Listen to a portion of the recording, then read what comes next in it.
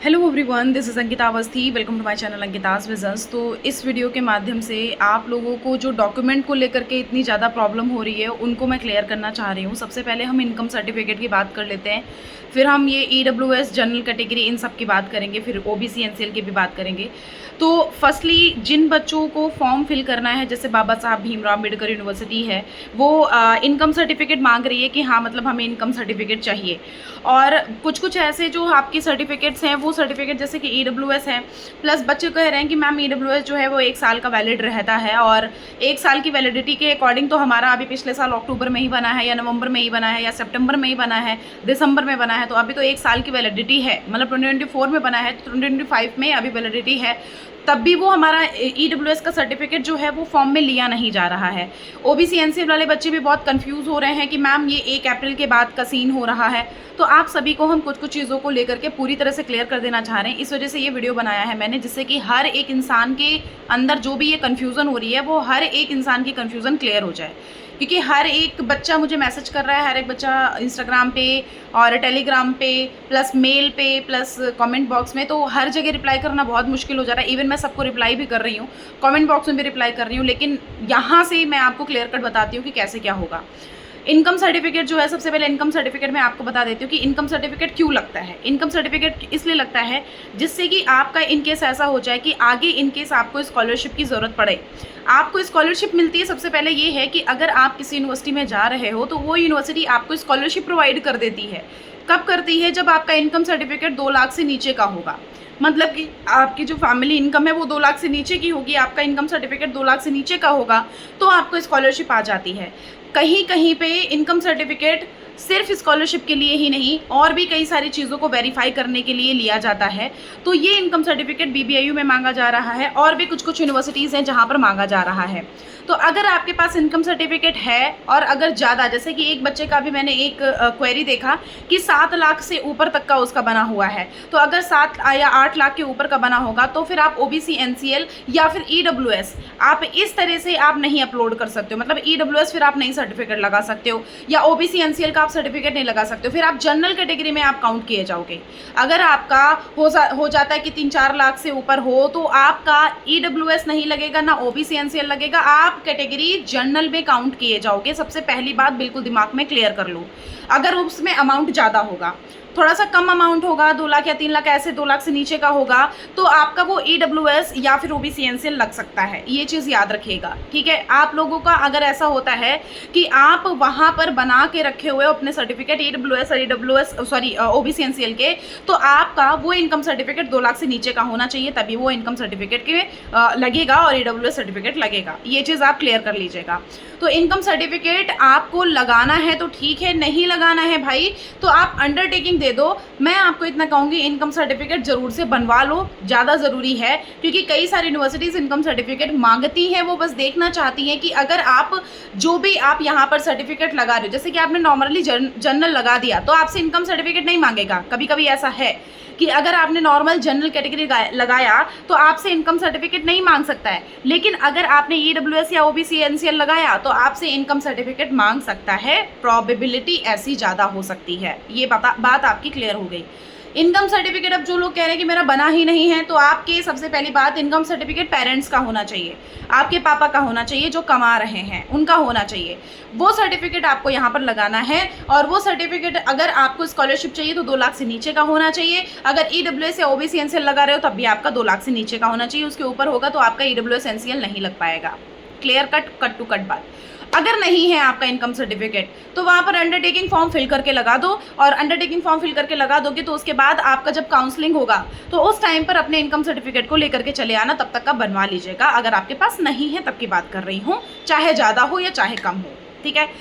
अब हम बात कर लेते हैं ईडब्ल्यूएस की। जो ईडब्ल्यूएस वाले बच्चे हैं, ईडब्ल्यूएस वाले जो बच्चे कह रहे हैं कि मैम हमारा 1 साल का वैलिडिटी होता है, और 1 साल के लिए अगर हम देखा जाए तो पिछले साल ही हमारा बना था और अभी भी वैलिड है हमारा ईडब्ल्यूएस। कोई यूनिवर्सिटी तो आपको वैलिडिटी वो प्रूफ कर देती है कि ठीक है चलो आपका अप्रूवल है, आपका 1 साल का वैलिडिटी है, कोई बात नहीं, हम आपका कर लेंगे, आपका काम पूरा हो जाएगा, कोई दिक्कत नहीं, हर एक चीज़ हम आपकी एक्सेप्ट कर लेंगे। लेकिन कुछ कुछ यूनिवर्सिटीज़ ऐसी हैं जो ये चीज़ें एक्सेप्ट नहीं करती हैं। वो यूनिवर्सिटीज़ कहती हैं कि नहीं भैया, आपको 1 अप्रैल 2025 के बाद का ही होना चाहिए। तो आप लोग प्लीज़ और प्लीज़ ये चीज़ अपने दिमाग में क्लियर कर लो। अगर पॉसिबल हो जाए, अगर पॉसिबिलिटी है तो ईडब्ल्यूएस, अभी मैं ओबीसी एनसीएल का भी बताऊंगी, ईडब्ल्यूएस वाले जो बच्चे हैं वो अपना 1 अप्रैल 2025 के बाद का वो जो आपका ईडब्ल्यूएस सर्टिफिकेट है वो रिन्यूअल करा लें। और अगर इनकेस नहीं हो पाता है तब अदर कंडीशन में अगर आपके पास अंडरटेकिंग फॉर्म है, उस यूनिवर्सिटी का अंडरटेकिंग फॉर्म फिल करके लगा दो।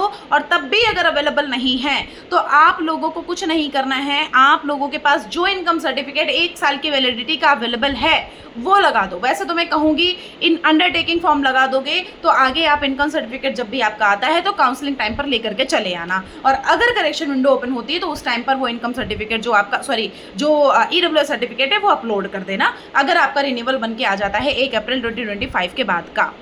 ये चीज़ मैंने कंडीशन बता दी। ओबीसी एनसीएल वाले बच्चों के लिए हम कहना चाहते हैं कि आप लोगों का 1 साल 2 साल कोई भी वैलिडिटी की बात नहीं है।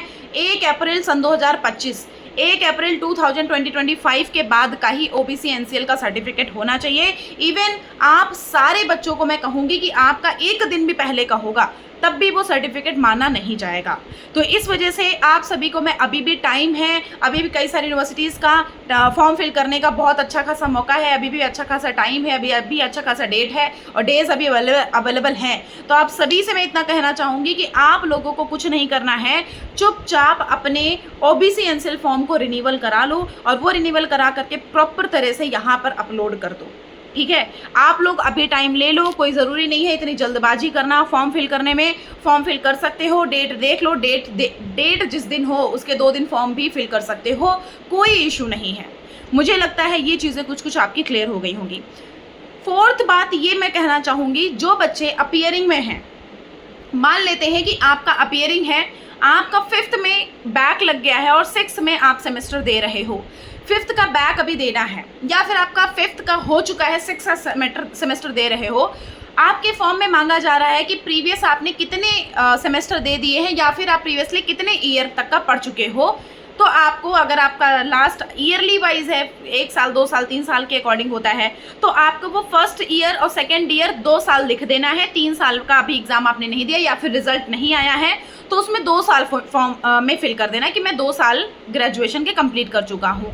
अगर आपके सेमेस्टर हैं तो आप सेमेस्टर 4 कंप्लीट कर दो, 5वें में अगर बैक लगी है तो 4 कंप्लीट कर दो और क्लियरली ये आप वहाँ पे शो करा सकते हो कि 5th, अगर वहाँ पे पूछा जाएगा, अगर बैक है तो आप बैक में येस कर दो। और अगर वहाँ पर पूछा जाता है कि भाई आपका जो 5th सेमेस्टर है वहाँ पर है या नहीं, तो 5th सेमेस्टर का बोल देना कि रिजल्ट नहीं आया। अगर ऐसा अवेलेबिलिटी है, रिजल्ट वगैरह नहीं आया, तो वहाँ पर आप आराम से शो करा सकते हो, 4th तक का दे सकते हो। और एक एप्लीकेशन अगर या अंडरटेकिंग वगैरह आपका अपलोड हो सकता है तो अपलोड कर सकते हो। और हो सके तो 5th सेमेस्टर तक का अपलोड करो और 6th सेमेस्टर का कोई इशू नहीं होता है, आप पेपरिंग में डालते हो तो वो लोग समझ जाते हैं कि हाँ अभी बच्चे का रिजल्ट नहीं आया है 6th सेमेस्टर का। ये चीज़ मैंने आपको क्लियर कर दी है। अगर अभी यहाँ पर किसी भी चीज़ को लेकर के क्लियर, हाँ और दूसरी बात, यहाँ 5वीं बात ये है कि अगर आपका यहाँ पर जो सर्टिफिकेट है आपका स्टेट का हो या सेंट्रल का हो, तो स्टेट का अगर हो तो ठीक ही है, लेकिन सेंट्रल का हो तो ज़्यादा ज़रूरी है। सेंट्रल का आप अपना जो यहाँ पर ये सर्टिफिकेट है ये बनवा के रखना, सेंट्रल का सर्टिफिकेट बनवा लो, आपको आगे मतलब हर्डल्स नहीं आएंगे। अगर आने होंगे तो मैं इतना कहूँगी कि आप लोगों को जो स्टेट के आपके बने हुए हैं, अगर आप सेंट्रल के भी बनवा लेंगे तो स्टेट और सेंट्रल दोनों के हो जाएंगे और ये आपके डॉक्यूमेंट्स आगे कहीं और जगहों पे भी यूज़ हो सकते हैं। तो ये चीज़ों को ध्यान में रखिए। स्कॉलरशिप भी आपकी आती है तो आपको सेंट्रल का लगाना होगा, और या फिर अगर स्टेट का अप्लाई करोगे तो स्टेट का लगाना होगा। तो आपका ये CUET है, कहीं ना कहीं सेंट्रल यूनिवर्सिटीज़ के लिए है, इस वजह से आप सेंट्रल का सर्टिफिकेट बनवा लोगे तो आपके लिए सुटेबिलिटी हो जाएगी अच्छी तरह से। मुझे नहीं लगता है अभी किसी को कोई भी समस्या दिक्कत होगी। अगर ये वीडियो वैल्यूएबल लगता है, अगर लगता है तो प्लीज़ कमेंट बॉक्स में बोलिएगा कि यस मैम मेरी चीज़ें क्लियर हो गई हैं। प्लस आप लोगों को यहाँ पर एक चीज़ और कहना चाहूँगी कि अगर आपको फॉर्म फिल करने में या किसी भी चीज़ को लेकर के दिक्कत है या मार्क्स आपके कम हैं, यूनिवर्सिटी समझ नहीं आ रही हैं, आप बहुत दूर के हो, आपको नियर अबाउट की यूनिवर्सिटीज़ चाहिए, तो आपको यहाँ पर मुझसे पर्सनल गाइडेंस ले लेना चाहिए। पर्सनल गाइडेंस के लिए मैं आपसे 50 रुपये लेती हूँ, 15 दिन की गाइडेंस देती हूँ, 100 रुपये लेती हूँ आपको 30 दिन मतलब 1 महीने की गाइडेंस देती हूँ, और 199 जब तक का आपका एडमिशन नहीं हो जाता तब तक की आपको गाइडेंस प्रोवाइड करती हूँ। उसमें मैं आपको कॉल पर बात करके बताती हूँ।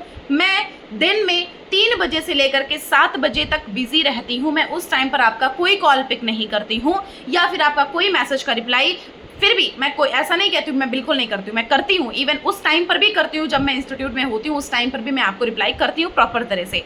लेकिन मैं 3 से 7 के बीच में थोड़ा बिजी रहती हूँ। अगर रिप्लाई नहीं आता तो समझ जाइए कि हाँ मैम बिजी हैं, अभी वो नहीं कर पा रही हैं। अगर आपको यहाँ पर सारा गाइडेंस चाहिए तो मैं सुबह 11 से लेकर के 1 बजे तक आपको गाइडेंस प्रॉपर तरह से प्रोवाइड करती हूँ।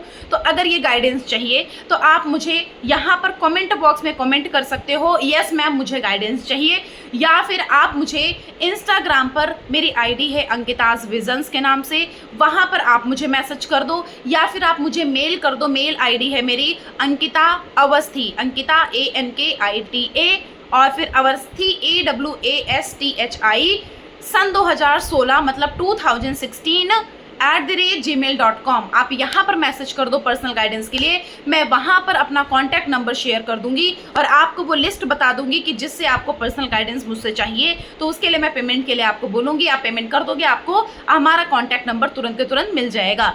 आपको अगर कोई भी समस्या दिक्कत है तो आप मुझसे पर्सनल गाइडेंस ले सकते हो। प्लस अगर आपको मुझसे फॉर्म फिल कराना है, अगर आप फॉर्म नहीं फिल कर पा रहे हो या कोई इशू आ रहा है, तो आप अगर फॉर्म फिल करवाते हो तो मैं किसी से फॉर्म आपका फिल करवा के देती हूँ, और वो फॉर्म आपका जो फिलअप है उसके लिए भी आपको एक अलग से पेमेंट करना होता है। तो अगर आपको ऐसी चीज़ें मंजूर हैं, अगर आपको फॉर्म मुझसे फिल कराना है, तो आपको ये सारी चीज़ों के रिगार्डिंग मुझे मेल कर दो या फिर मैसेज इंस्टाग्राम पे कर दो, या फिर आप कमेंट बॉक्स में भी कमेंट कर सकते हैं, जहाँ पर मैं आपको इंस्टाग्राम और मेल के लिए ही बोलूँगी। ओके, अभी आप टेलीग्राम चैनल से जरूर से ज्वाइन हो जाइएगा। टेलीग्राम की लिंक आपको डिस्क्रिप्शन बॉक्स में, मेल आईडी मेरे डिस्क्रिप्शन बॉक्स में, इंस्टाग्राम आईडी मेरे डिस्क्रिप्शन बॉक्स में मिल जाएगी। हर एक चीज़ की सुविधा मैं प्रोवाइड करती हूँ, तो स्टडी से रिलेटेड कुछ भी पूछना है तो आप पूछ सकते हैं। Thank you so much. Channel पे बने रहना, क्योंकि अभी मैं आपसे बहुत ही अच्छी अच्छी बातें करने वाली हूँ एडमिशन के रिगार्डिंग, बहुत ही अच्छी अच्छी यूनिवर्सिटीज़ की मेरिट लिस्ट की बात करने वाली हूँ। हर एक चीज़ के रिगार्डिंग यहाँ पर क्लियर कट टू कट बात करूँगी। तो आप लोग ध्यान रखिए, अपना ख्याल रखिए। कोई भी समस्या दिक्कत है आप मुझे कमेंट बॉक्स में बता दीजिए, मैं आपको हर एक चीज़ का गाइडेंस देती रहूँगी। Thank you so much.